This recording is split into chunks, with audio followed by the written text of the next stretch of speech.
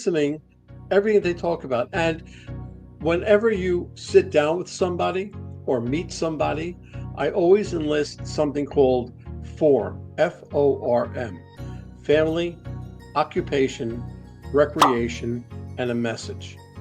I'm just trying to find that level where I can reach where they are on the same level as I am.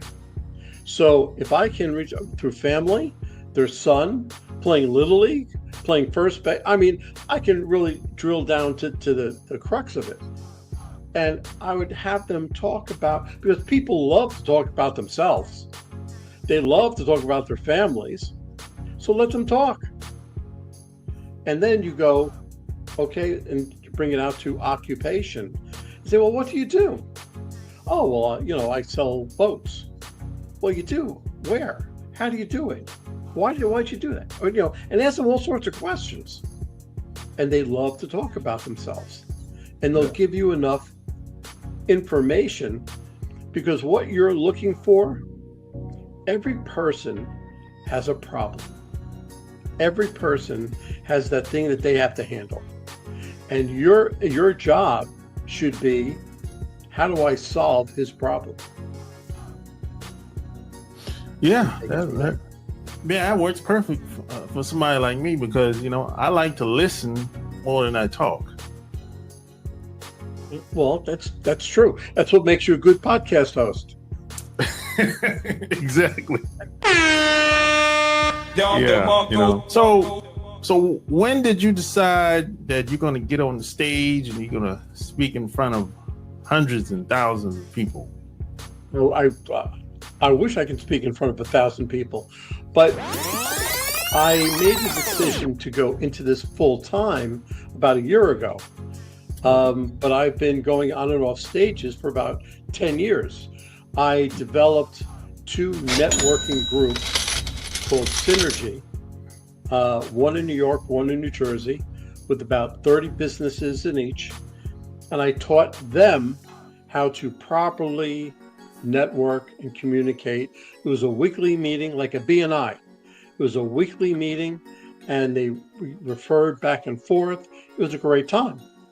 So, I sharpened my skills, even though I was teaching, because I learned just as much as when I teach. So I was on and off stages 10 years. About the last year or so, I jumped into this full time, and I'm going around to schools, to colleges, to businesses that will have a workshop, big enough businesses, conferences, seminars, things like that. Nice.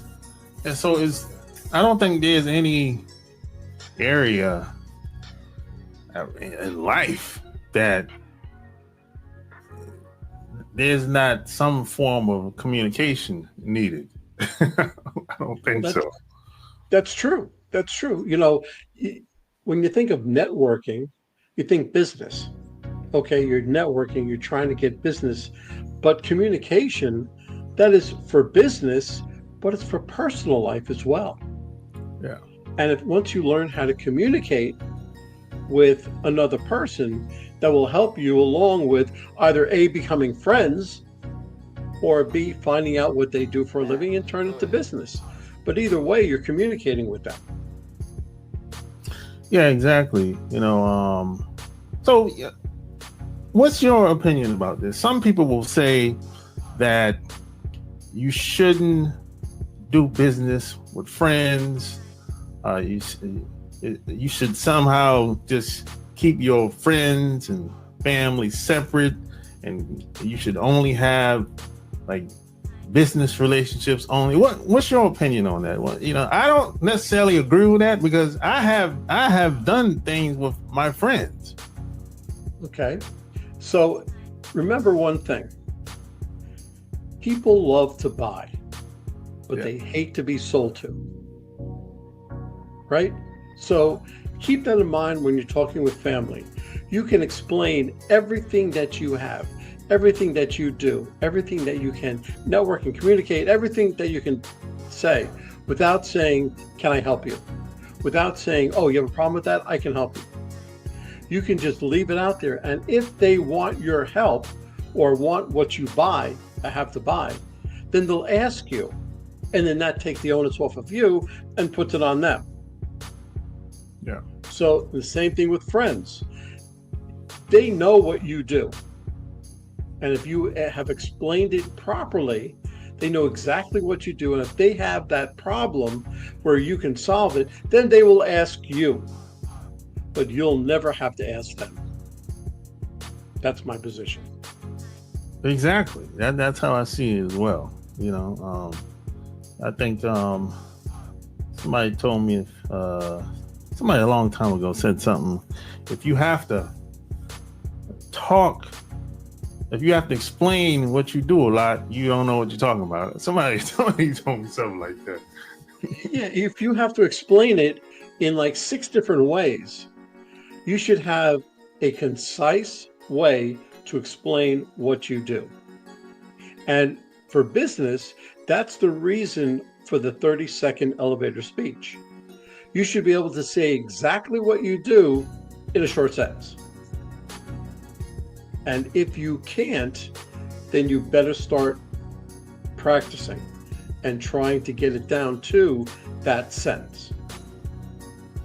Exactly. So if people wanted to reach out to you and work with you, where would they go to? That's